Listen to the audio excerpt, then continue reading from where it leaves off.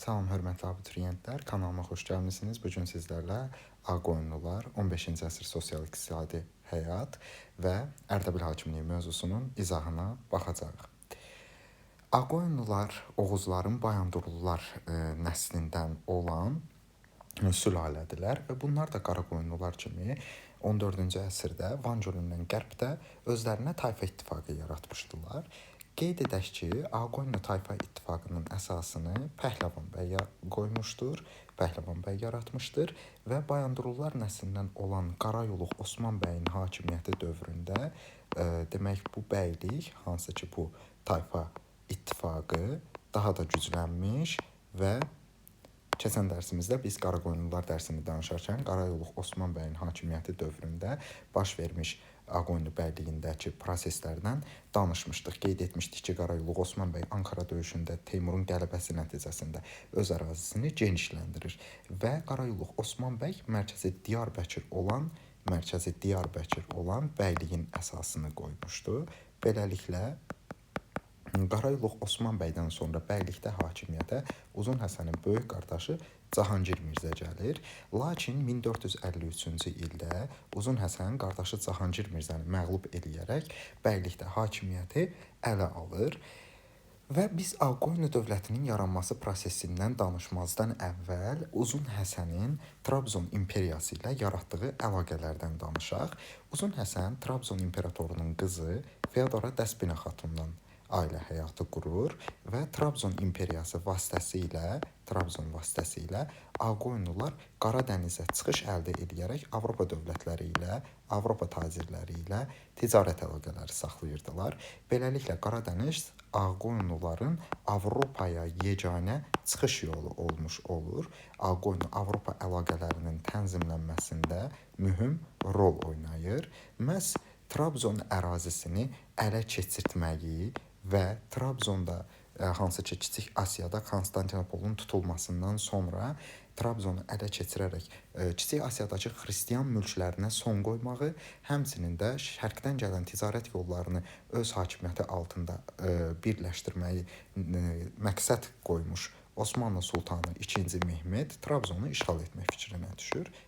Birinci növbədə II. Mehmet niyə Trabzonu işğal etmək istəyir? Bunun iki səbəbi var. Bu iki səbəbdən biri şərqdən gələn ticarət yollarının II. Mehmet tərəfindən ələ keçirilməsi istəyidir. İkinci səbəb isə Trabzonun ələ keçirilməsindən başqa bütün elə Kiçik Asiyada mövcud olan xristian mülklərinin ləğv edilməsinin qarşısına məqsəd qoyulmasıdır. Və Trabzon məsələsi ucbatından Ağqoyunlularla Osmanlılar arasında münasibət kəskinləşir. II. Mehmet ilə Uzun Həsən arasında Trabzon uğrunda ilk döyüş məhz baş verir. Birinci dəfə Qoylu-Hisar döyüşüdür. 1460 Qoylu-Hisar döyüşüdür. 1461-ci ildə baş verir və bu döyüşdə Uzun Həsən qələbə qazanır. Uzun Həsənin qələbəsi ilə nəticələnir. Qeyd eləyək ki, 1461-ci ildə hələ Ağqoyunlular bəylikdilər. Və gedək yuxarıda yazım, onu da xüsusilə Ağqoyunlu dövləti 1468-ci ildə yaranmış, yaranma 1468, süqut tarixi isə 1503-cü ilə aiddir. Beləliklə görünür ki, Qoylu-Hisar döyüşündə hələ Ağqoyunlu bir bəylik idi. Lakin Uzun Həsən qələbə qazanmasına baxmayaraq, II. Mehmetlə açıqdan açığa müharibə aparmaq niyyətində deyildi. Çünki hələ Ağqoyunlular bəylikdir və bu mübarizəyə girmək onlar üçün böyük bir fəlakətlə nəticələnə bilər. Ona görə də Uzun Həsən II. Mehmetin düşərgəsinə şərqdə ilk diplomat qadın olan Sara xatunu göndərir və Sara xatunun qarşısına iki dənə məqsəd qoyulur. Birinci növbəli Sara xatun nə etməlidir? Sara xatun Trabzonun üzərinə yürüş fikrindən əlavə Ağqoyunlularla Osmanlılar arasında sülhü təmin etməlidir. Sara xatun bunu eləyə bilir, sülh prosesi yaradır. Ağqoyunlularla müharibə fikrindən II. Mehmeti Sara xatun daşındırır və Ağqoyunlular Osmanlılar arasında 1461-ci ildə hələ Ağqoyunlular bəylik olarkən sülh imzalanır. İkinci məqsəd isə Uzun Həsən Sara xatunun qarşısına qoyduğu ikinci məqsəd Osmanlıları Trabzona yürüş fikrindən daşındırmaqdır. Lakin Sara xatun bunu edə bilmir və 2-ci Mehmet 1461-ci ildə hücum edərək Trabzon imperiyasının varlığına son qoyur. Demək 1461-ci ildə Trabzon imperiyasının varlığına 2-ci Mehmet tərəfindən son qoyulması nəyə səbəb olur? Ağqoyunluların Qaradənizə çıxışı itdi. Ağqoyunlu dövlətinin yox, Ağqoyunluların Qaradənizə çıxış yolu itirildi və Ağqoyunlu Avropa ticarət əlaqələrinə böyük zərbə vurulmuş oldu. Bunun nəticəsində Ağqoyunlular, Osmanlılar arasında münasibətlər pisləşmiş olur.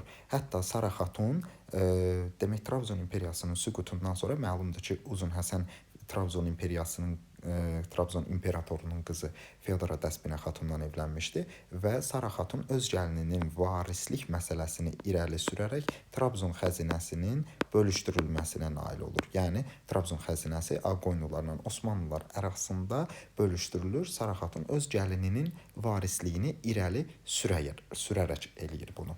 İndi biz gələk, keçən dəfə bir qısa xatırlatma eləyək. Keçən videomuzda qeyd etmişdik ki, 1467-ci ildə baş vermiş Muş döyüşündə Qaraqoyunlu Cahanşah məğlub edilmişdi və ondan sonra Ağqoyunlular qələbə qazanmışdılar.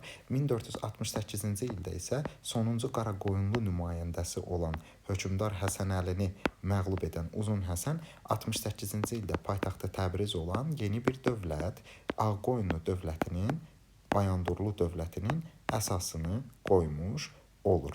Və xüsusilə abituriyentlərin qarışdırdığı bir məsələ var.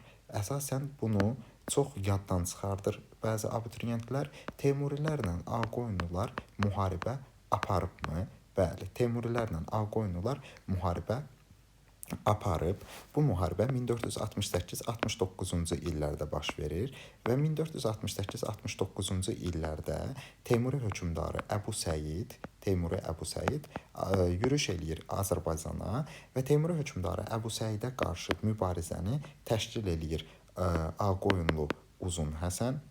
Uzun Həsənə bu mübarizədə dəstək verirdi Ərdəbil hakimi Şeyx Heydər.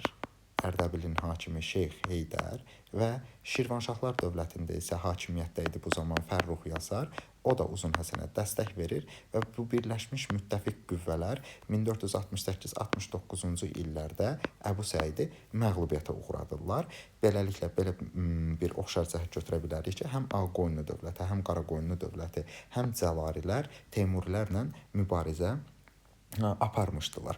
Həmçinin Uzun Həsən Qaraqoyunlu Qara Yusif kimi, həmçinin Qaraqoyunlu Cahanşah kimi hərbi islahat həyata keçirdir, ordunu qüvvətləndirir və Ağqoyunlu dövlətinin ərazisinə bir çox İran, İraq, Şərqi Gürcüstan, Ermənistan, Azərbaycan cənubdakı torpaqları, Kür çayından cənubdakı Azərbaycan torpaqları daxil edilir. Bundan sonra biz danışaq Ağqoyunlu dövlətinin Osmanlı dövləti ilə münasibətlərindən. 1472-ci ildə Venesiya dövləti ilə Osmanlıya qarşı hərbi ittifaq yaradılır Uzun Həsən tərəfindən və bu hərbi ittifaqı əsasən Azərbaycan Ağqoyunlu dövləti Venesiyanın vasitəçiliyi ilə şərqə, yəni qərbdən odlu silah almağa, həmçinin qərbdən Azərbaycana artilleriya mütəxəssisləri dəvət etməyə cəhd göstərəcəkdir. Lakin Venesiya verdiyi sözü tutmayacaq və 1472-ci ildə Ağqoyunlular gedirlər Aralıq dənizi sahillərində onlara odlu silah və artilleriya mütəxəssisləri gətirəcək olan Venesiya gəmilərini gözləyirlər, lakin Venesiyadan gözlənilən dəstək gəlmir və 1472-ci ildə geri qayıdan Ağqoyunlular Beyşəhir yaxınlığında Osmanlılar tərəfindən məğlubiyyətə uğradılırlar. Osmanlılar plus Ağqoyunlular, məhz Ağqoyunlu dövlətdir artıq Beyşəhir döyüşündə, çünki 1472-ci ildir. Ağqoyunlular məğlubiyyətə uğradılır, Osmanlılar qələbə qazanır. və 1472-ci ildə bu döyüşdən sonra, hansı ki biz demişdik Sara Xatunun 2-ci Mehmedlə görüşünün nəticəsində sülh imzalanmışdı. Bu sülh 1472-ci ildəki həmin bu Beyşəhir döyüşü ilə pozulur və Ağqoyunlu-Osmanlı müharibələrinin yeni mərhələsi başlamış olur. 1473-cü il 1 avqust tarixində Ağqoyunlularla Osmanlılar arasında Malatya döyüşü baş verir. Malatya döyüşünün nəticəsində Osmanlılar məğlubiyyətə uğrayır, lakin Ağqoyunlular qələbə qazanır, Osmanlılar məğlubiyyətə uğradılır. Lakin 1473-cü ildə 10 gün sonra, Malatyadan 10 gün sonra Otluqbeli yaxud da Tərcan adlandırdığımız düzənlikdə baş vermiş, Otluqbeli yaxud Tərcan adlı düzənlikdə baş vermiş döyüşün nəticəsində Osmanlılar odlu silahdan istifadə və Yeniçərilərin əks hücumu nəticəsində Ağqoyunluları məğlubiyyətə uğratmağı bacarırlar. Və Uzun Həsənin bir böyük oğlu var. 1474-cü ildə bu böyük oğlu Uğurlu Məhəmməd uğursuz bir iş görür və neyniyir? Uğurlu Məhəmməd qiyam qaldıraraq Osmanlı dövləti 2-ci Mehmedin yanına qaçır. Qiyam qaldırır, kimin yanına qaçır? Osmanlı sultanı 2-ci Mehmedin yanına qaçır və 2-ci Mehmedin qızı Gövhərxan xatunla evlənərək neyniyir? Bunlar ikisi dünyaya bir övlad gətirirlər, Gödək Əhməd. Bunun haqqında, Gödək Əhməd haqqında birazdan biz ətraflı məlumat verəcək. 1475-ci ildə isə Moskva knyazı 3-cü İvan Uzun Həsənin sarayına elçilər heyəti göndərir. Və bu elçilər heyətinin məqsədi odur ki, Ağqoyunlularla Qızıl Orduya qarşı ittifaq yaratsınlar. Qızıl Orduya qarşı Ağqoyunlularla bir yerdə ittifaq yaratsınlar. Lakin, yəni Moskva knyazlığı öz cənubunda yerləşən Qızıl Orda dövlətinə qarşı demək Ağqoyunlularla ittifaq yaratmaq istəyir. Lakin bu ittifaq baş tutmur. Çünki Qızıl Orda dövləti gəlib Ağqoyunlularla bir həftə əvvəl Qızıl Orda elçiləri gəlib Ağqoyunlularla Moskvaya qarşı ittifaq yaratmışdılar. Yəni belə çıxır ki, Moskvanın Ağqoyunlularla ittifaqı baş tutmur. Qızıl Orda bir həftə qabaq gəldiyinə görə Ağqoyunlularla Moskvaya qarşı ittifaq yarada bilirlər. Uzun Həsən hətta 1477-ci ildə Şərqi Gürcüstanı öz tabeliyinə alır. Tiflis də daxil olmaqla Gürcüstana yürüş edir. Tiflis şəhəri də daxil olmaqla Şərqi Gürcüstan Uzun Həsənin hakimiyyəti altına məhz Gürcü hökmdarı 6-cı Baqratla imzalanmış sülh müqaviləsinin nəticəsində verilmiş olur. Uzun Həsənin vəfatından sonra biz danışacağıq Ağqoyunlu dövlətində Sultan Yaqubun hakimiyyəti dövründən 1478-90-cı illəri əhatə edir. Ondan sonra Baysunqurun hakimiyyəti dövründən əhatə edir 1490-92-ci illəri. Ondan sonra danışacağıq Rüstəm Padşahın hakimiyyəti dövründən. Rüstəmin dövrü 1492-96-cı illəri əhatə edir. Ondan sonra danışacağıq Gödək Əhmədin hakimiyyəti dövründən.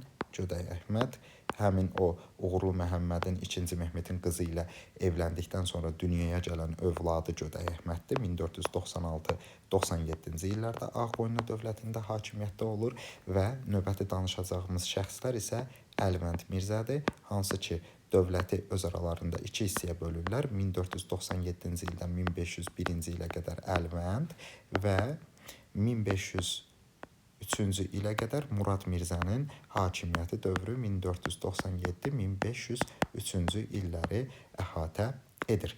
Birinci danışaq Sultan Yaqubdan. Sultan Yaqub neyniyibdir? Sultan Yaqub hakimiyyətə gəlir və Osmanlı dövləti ilə münasibətləri düzəldir. İkinci Bəyazitlə Osmanlı sultanı 2-ci Bəyazitlə dostluq saxlayır. Yadda saxlayaq ki, Sultan Yaqubdan başqa Qaraqoyunlulardan Cahanşah, həmçinin Qaraqoyunlulardan Qara Yusif də Osmanlı ilə dostluq saxlamışdı. Sultan Yaqubun hakimiyyət dövrü nisbi sabitlik dönəmidir. Bu dövrdə o qədər də proses baş vermir. Hətta Sultan Yaqub Şirvanşahlarla normal münasibət münasibətlər yaradır. Yadınızdadırsa, Cahanşah da Şirvanşahlarla normal münasibətlər qurmuşdu. Həmçinin Sultan Yaqub Səfəvilərin Ərdəbil hakimliyinin güclənməsindən narahat olaraq Ərdəbil hakimliyinə qarşı münasibəti dəyişir və Ərdəbil hakimliyinə məxsus olan mülkləri müsadirə etdirir. Demək, Ərdəbil hakimliyi ilə bu adamın münasibətləri mənfidir, Şirvanşahlarla münasibətlər normaldır, Osmanlı dövləti ilə münasibətlər normaldır. Baysunqur hakimiyyətə 1492-ci ildə 90-cı ildə gəlir və bu Baysunqurun hakimiyyəti çox qısa müddət davam edir. Onu məğlub eləyir Həsən Padşahın digər nəvəsi Rüstəm. Demək, Baysunqur 1492-ci ildə Bərdə döyüşündə məğlubiyyətə uğradılır, özündən sonra hakimiyyətə gələcək Rüstəm tərəfindən. Rüstəm 1492-ci ildə Baysunqurun taxtdan salınmasından sonra gəlir. Yadınızdadırsa, biz əvvəlki dərsimizdə Qaraqoyunlularda qeyd elədik ki, artıq Azərbaycanda 15-ci əsrdə hansı ki soyurqal torpaqları paylanılır, irsən keçir bu torpaqlar, sahibi dövlətə irsidir, sahibi dövlətə vergi ödəmir və Ağqoyunlular paylayıbdır bu torpaqları, həmçinin Qaraqoyunlu dövlətində paylanılıbdır bu torpaqlar geniş şəkildə. Rüstəmin hakimiyyəti dövründə məhz bu soyurqal torpaqlarının paylanılması genişləndirilir. Tarixdə ən çox soyurqal torpağı paylayan hökmdar bu olubdur. Rüstəm isə Naxçıvan döyüşündə 1496-cı ildə baş vermiş Naxçıvan yaxınlığındakı döyüşdə özündən sonra hakimiyyətə gəlmiş Gödə Əhməd tərəfindən məğlubiyyətə uğradılır və taxtdan salınır. Gödə Əhməd isə hakimiyyəti dövründə məhz bu Rüstəmin payladığı soyurqal torpaqlarını feodalların, əyanların əllərindən almağa cəhdlər göstərir, soyurqalı məhdudlaşdırmaq cəhdləri göstərir və şəriətdə göstərilməyən, lakin yerli əhalidən zorla alınan 20-yə yaxın vergini ləğv edir. Elə bunun bu siyasəti bəzilərinin ona qarşı çıxmasına və 1497-ci ildə bunun qiyamçılar tərəfindən, yəni bir qiyam qalxır və qiyamçılar tərəfindən, qiyamçılarla döyüşdə Gödə Əhməd öldürülür. Ondan sonra Əlvənd gəlir və Murad gəlir. Bunlar öz aralarında dövləti bölüşdürmək istəyirlər. Dövlət uğrunda mübarizələr gedir. Əlvənd deyir ki, dövlət mənimdir. Murad deyir ki, mən hakimiyyətə gəlməliyəm və nə olur? Bu ikisi arasında 1500-cü ildə Əpər adlı sülh imzalanır. Əpər sülhü nəticəsində Ağqoyunlu dövləti parçalanır iki yerə. Qızılüzən çayı sərhəd olmaqla imzalanır. Qızılüzən çayı sərhəd olmaqla, demək, Azərbaycan torpaqları parçalanır. Demək, Qızılüzən çayı olmaqla Ağqoyunlu torpaqları parçalanır. Əlvənd və Murad arasında iki yerə. Murada çatır, demək, İran, İraq, Fars, Kirman vilayətləri. Əlvəndə isə çatır Azərbaycan və Şərqi Anadolu torpaqları. Bu bizim Ağqoyunlu dövləti haqqında danışacaqlarımız hələlik bu qədərdir. Əlvəndin hakimiyyəti dövründə dövlətin birinci qolu, yəni dövlətin birinci qolu 1501-ci ildə Şeyx İsmail tərəfindən süquta uğradılır. Şah İsmail tərəfindən isə 1503-cü ildə Muradın başçılıq etdiyi dövlətin ikinci qolu süquta uğrayır və Ağqoyunlu dövlətinin tam süqut tarixini biz 1503-cü il götürürük. Bu belə. Biz indi danışaq 15-ci əsr Azərbaycanda sosial-iqtisadi həyatdan dövlət idarəçilik sistemindən, yəni dərsimizin ikinci hissəsindən. Ağqoyunlu və Qaraqoyunlu dövlətlərində dövlətin başında dururdu padşah. Padşah qeyri-məhdud hakimiyyətə malikdir. Padşahdan sonra gələn şəxs adlanır Əmir-əl-Üməra. Əmir-ül-Üməra yaxud Əmir-əl-Üməra. Əmir-əl-Üməra çox mühüm vəzifədir. Dövlətdə ikinci yerdə dayanır, birinci yerdə dayanır padşah, üçüncü yerdə dayanır dövlətdə sədr-əzəm, dördüncü yerdə dayanır dövlətdə sədr-əzəmdən sonra gələn baş vəzir. Və padşahın hakimiyyəti qeyri-məhdud hakimiyyətə malikdir. Padşaha heç kim qanun verə bilməz. Qanunu padşahın özü verir və qeyd etmək lazımdır ki, Əmir-ül-Üməra ordunun komandanıdır. Biz bir çox dövlətdə deyirdik ki, ordunun komandanı hökmdarın özü olur. Ancaq Ağqoyunlu və demək Qaraqoyunlu dövlətlərində ordu komandanı Əmir-ül-Ümara vəzifəsinə tapşırılıbdır. Əmir-ül-Üməranın verdiyi qanunlar bütün hərbi əyanlar üçün, hərbi məmurlar üçün Əmir-ül-Üməranın hərbi formada verdiyi qərarlar, yəni qərar verən, qanun qəbul edən şəxs deyil Əmir-ül-Ümara. Sadəcə Əmir-ül-Üməranın verdiyi qanunlar hərbi qanunlar, hərbi əyanlar üçün, bəzi əmirlər üçün də qanundur. Yəni ən yüksək hərbi vəzifə Əmir-ül-Ümara vəzifəsidir. Üçüncü şəxs Sədr-Əzəm əsasən dini idarələrə başçılıq eləyir. Vəqifdən gələn hansı ki dini mədrəsələrə, müəssisələrə məxsus olan torpaqlar var idi ki, vəqifdən gələn gəlirlərə nəzarət eləyir. Bu Sədr-Əzəmin bir dənə də titulu vardı. Sədr-Əzəmə Mövlanə ləqəbi də verilibdir. Mövlana da deyilir. Mövlana ləqəbi daşıyır Ağqoyunlu və Qaraqoyunlu dövlətlərində. Baş vəzir çox mühüm vəzifədir, amma dövlətdə 4-cü yeri tutur. Baş vəzir nə işlərə baxır? Daxili, xarici məsələlərə, ondan sonra maliyyə məsələlərinə, həmçinin dövlətdə hökmdarın yanında divan fəaliyyət göstərir ki, dövlətin məşhur əyanlarından ibarət olan divana rəhbərlik eləyir. Həmçinin şahın möhürdarı sayılır. Şahın möhürü də bunun əlindədir. Şahın möhürdarı sayılır. Şahın möhürdarıdır və Ali divana rəhbərdir bu adam. Sahibi divan titulu da daşıyır həmçinin. Xarici ölkələrlə baş verən proseslər, məsələlər də bunun demək əlindədir. Maliyyə işinə baxırsa, demək bu adamın xəzinə də əlindədir. Bu oldu 15-ci əsrdə bizim dövlətlərimizin idarəçilik quruluşu. Biz mərkəzləşdirmə siyasətindən danışarkən Qaraqoyunlu və Ağqoyunlu dövlətlərini mərkəzləşmiş dövlət olaraq deyə bilmirik. Nəyə görə Qaraqoyunlu və Ağqoyunlu dövlətləri mərkəzləşmiş dövlət olmayıb? Bunun 2 səbəbi var. Birinci olaraq bura yazırıq ki, yadımızda qalması üçün mərkəzləşmiş deyillər. Qaraqoyunlu və Ağqoyunlu mərkəzləşmiş deyillər. Birinci səbəb odur ki, Qaraqoyunlu və Ağqoyunluda irsi keçən soyurqal torpaqlarının paylanılması feodalları rahatlaşdırır, mərkəzi hakimiyyətə tabe olmurlar. İkinci səbəb odur ki, yarımköçəri elat tayfaları üzərində, yəni köçəri elat tayfaları tez-tez ərazi dəyişdiklərinə görə köçəri elatlar üzərində nəzarəti tam təmin eləyə bilmirlər. Buna görə də Qaraqoyunlu və Ağqoyunlu dövlətləri mərkəzləşmiş dövlətə çevrilə bilmirlər. Ona görə də mərkəzləşmiş dövlət olmadıqlarına görə, hansı ki bu danışdığımız proseslər 15-ci əsrdə baş verdiyinə görə biz deyirik ki, Azərbaycan tarixində 14-15-ci əsrlər, 14-15-ci əsrlər və 9-11-ci əsrlər hər ikisi, həm 9-11, həm 14-15 Azərbaycan tarixində feodal dağınıqlıq dönəmidir, yaxud siyasi dağınıqlıq dönəmidir. Yəni, mərkəzləşmiş dövlət yoxdur.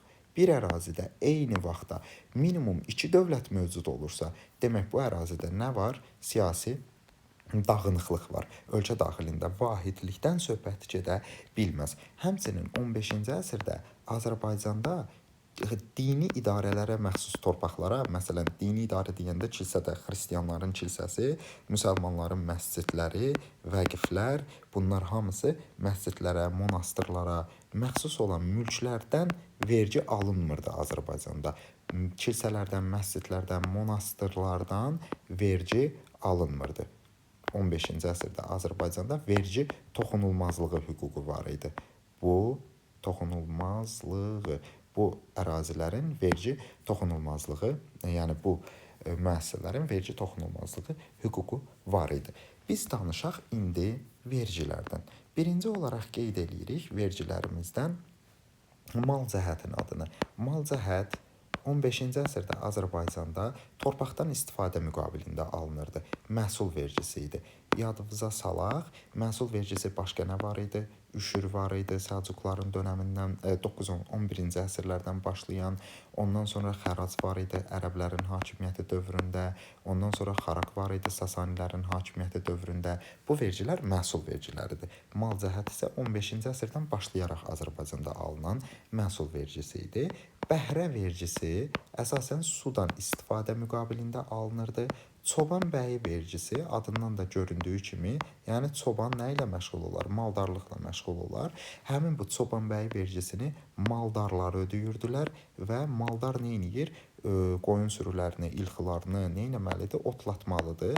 Demək, otlaqlardan istifadə müqabilində çoban bəyi adlı 15-ci əsrdə vergi alınmağa başlanılıbdır. Monqolların dövründən qalan tamğa vergisi hələ də ödənilir. Tamğanı deyirik ki, tacirlər və sənətkarlar ödəyirlər. Kimlər ödəyir tamğanı? Tacir və sənətkarlar hələ də 15-ci əsrdə ödəməkdə davam edirlər.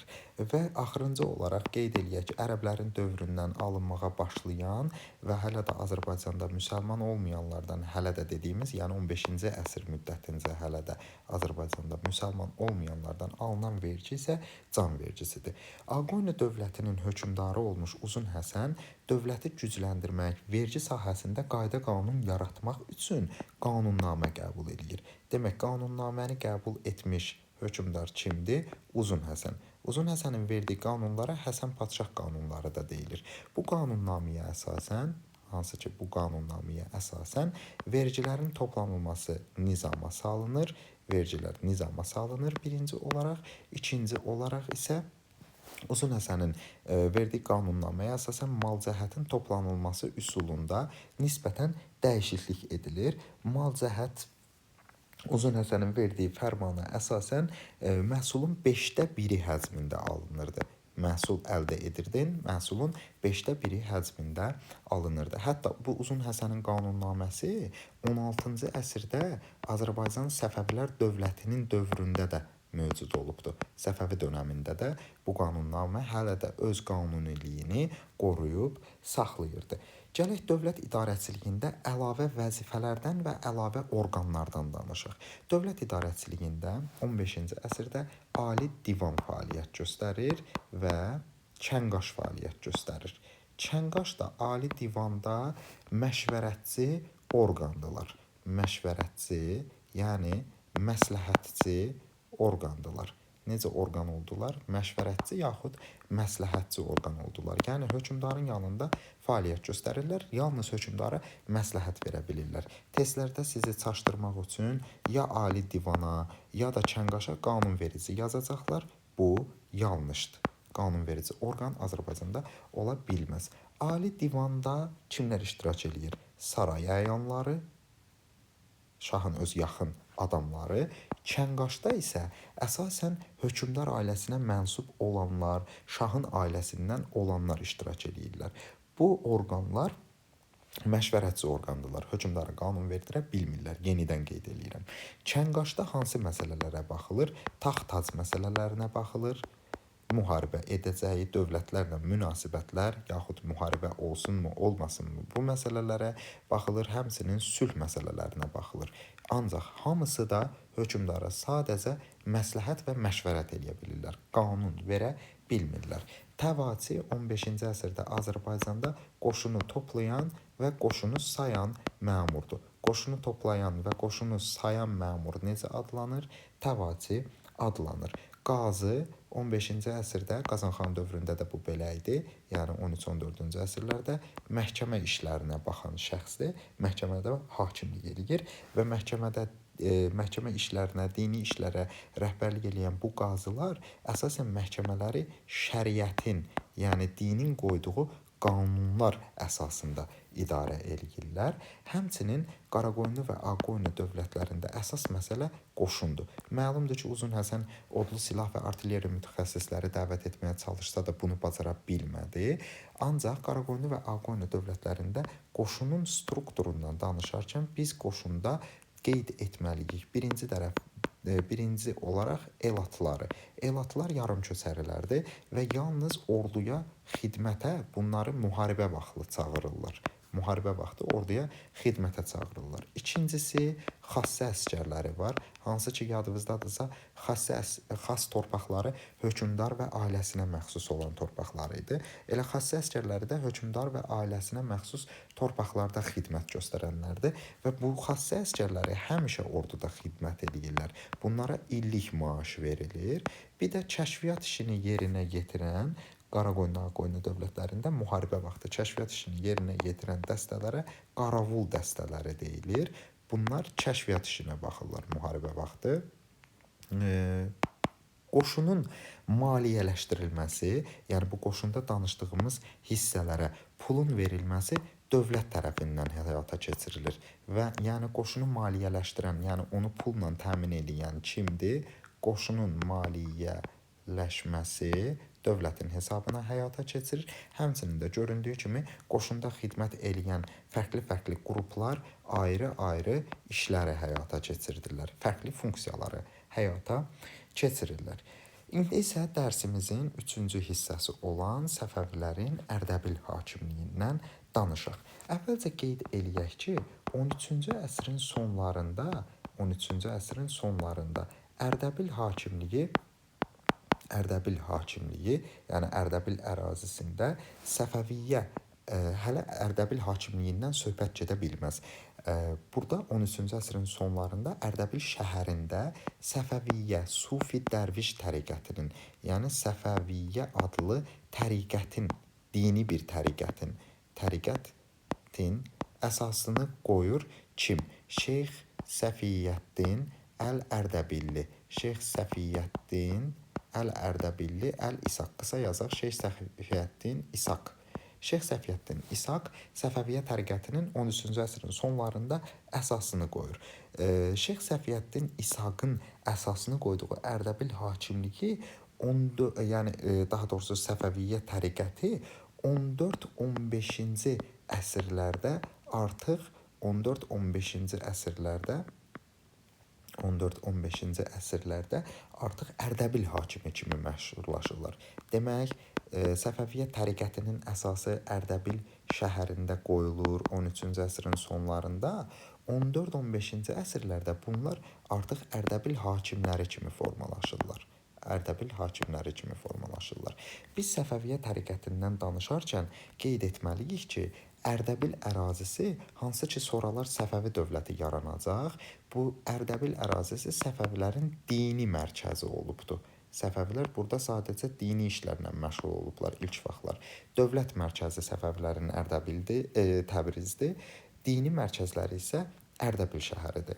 Və biz Ərdəbil hakimliyindən danışarkən 3 nəfərin adını xüsusilə qeyd etməliyik. Şeyx Cüneyd, Şeyx Heydər və Şeyx Sultan Əli. Bu adamlar 15-ci əsr müddətincə Ərdəbil hakimliyi mövzusundan düşən, əsasən qarışıqlıq yaradan, çaşqınlıq yaradan adamlardandır. Şeyx Cüneyddən birinci olaraq danışıq. Şeyx Cüneyd Ərdəbil hakimliyi məlumdur ki, güclənir. Şeyx Cüneyd də güclənir və bu zaman Şeyx Cüneydin güclənməsi zamanı Qaraqoyunlu Cahanşah görür ki, bu Cüneyd əl-qol alçır. Qaraqoyunlu Cahanşah 1449-cu ildə qovur bunu Ərdəbildən. Bu da gedir özünə çoxlu tərəfdarlar toplayır və geri qayıdır, gəlir Şirvana və Dağıstana yürüş eləyir. Şeyx Cüneyd 1460-cı ildə Şirvan və Dağıstan bölgələrinə yürüş eləyir. Lakin Samur çayının sahilində, məlumdur ki, bunun düşməni kimdir? 1460-cı ildə, daha doğrusu Azərbaycanda hansı iki dövlət var? Şirvanşahlar var. Şirvanşahlarda hakimiyyətdədir birinci Xəlilullah və Qaraqoyunlularda hakimiyyətdədir Qaraqoyunlu Cahanşah. 1460-cı ildə hakimiyyətdə olmuş hökmdarların adlarını xatırlasaq, bu döyüş kimlər arasında baş verib onu da biləcəyik. Şirvanşah birinci Xəlilullah, məlumdur ki, həm Teymurilərlə ittifaqa girmişdi Alışqət döyüşündə. Artıq Qaraqoyunlu Cahanşahın dövründə deyirik axı Şirvanşahlarla münasibət normallaşıbdır. Ona görə Şirvanşahlarla birinci Xəlilullah ikisi birləşirlər. Birinci Xəlilullahla Qaraqoyunlu Cahanşah birləşirlər və Samur çayının sahilində baş vermiş döyüşdə Şeyx Cüneydi məğlubiyyətə uğradıb öldürürlər. Həmçinin Şeyx Cüneyd haqqında bir məlumatı da qeyd eləyək ki, Qaraqoyunlu Cahanşah bu Şeyx Cüneydi Ərdəbildən 1449-cu ildə qovanda Şeyx Cüneyd gedir Ağqoyunlu Uzun Həsənlə yaxınlaşır və hətta Uzun Həsən öz bacısı Xədicə bəyimlə bunun ailə həyatı qurmasına icazə verir. Xədicə bəyimlə ailə həyatı qurur Şeyx Cüneyd. Demək, Qaraqoyunluların Ərdəbil hakimləri ilə, yəni Ərdəbil hakimi Şeyx Cüneydlə münasibəti pisləşdirməsi Ərdəbil hakimlərinin kimlə yaxınlaşmasına səbəb olur? Ağqoyunlularla yaxınlaşmasına səbəb olur. Şeyx Cüneyddən sonra hakimiyyətə gəlir Ərdəbil hakimliyində Şeyx Heydər. Heydərin hakimiyyəti dövründə Heydər dayısı, məlumdur ki, Uzun Həsən Heydər Cüneydin oğludur. Heydərin dayısı Uzun Həsən öz qızı Aləmşah bəyimi, hansı ki İsmayılın Sultanəlinin anasını Aləmşah bəyimi məhz evləndirir Şeyx Cüneydlə, Şeyx Heydərlə. Və Şeyx Heydərlə Aləmşah bəyimin evlənməsindən, Ağqoyunlularla münasibətin yenidən güclənməsindən sonra Ərdəbil bölgəsinə tam olaraq hakim kimi 1470-ci ildə Uzun Həsən tərəfindən təyin edilən Şeyx Heydər nə edir? Artıq başlayır hərbiləşdirmə aparmağa. Yəni biz dedik, bu Ərdəbil hakimliyi necə mərkəzdir? Dini necə təriqətdilər? Din uğrunda mübarizə aparırlar, moizələr oxuyurlar, nə bilim, müridləri var bunların, davamçıları var. Ancaq dini işlərlə məşğul olurlar. Amma Şeyx Heydərin dövründən hansı ki əvvəllər dini qaydada təşkil edilən qazi və sufi dəstələri var idi, İndi artıq Şeyx Heydər bu qazi və sufi dəstələrini hərbi qaydada təşkil etməyə başlayır. Həmçinin 12 dənə Şiə imamının şərəfinə bunlar başlarına 12 qırmızı zolaqlı papaq qoyduqlarına görə, yəni çalma qoyduqlarına görə bunlara artıq deyirik, Ərdəbil hakimliyinin nümayəndələrinə, Ərdəbillilərə deyirik qızılbaşlar, Səfəvilər yaxud qızılbaşlar. Şeyx Heydərin hakimiyyəti dövründə Ərdəbil hakimliyinin Şirvana və Dağıstana eyni Cüneyd kimi, atası Cüneyd kimi Şeyx Heydər Şirvana və Dağıstana 3 dəfə yürüş eləyir. 1483-də, 1487-də və sonuncu dəfə 1488-ci ildə. Və 1488-ci ildə Şeyx Heydərin Şirvana və Dağıstana yürüş etməsi zamanı Şahdağ adlı döyüş baş verir. İndi xatırlayaq. 1488-də Azərbaycanda hansı iki dövlət var? Ağqoyunlular var. Ağqoyunlulardan bayaq danışarkən qeyd elədik ki, Sultan Yaqub 1478-90-cı illərdə hakimiyyətdə olub.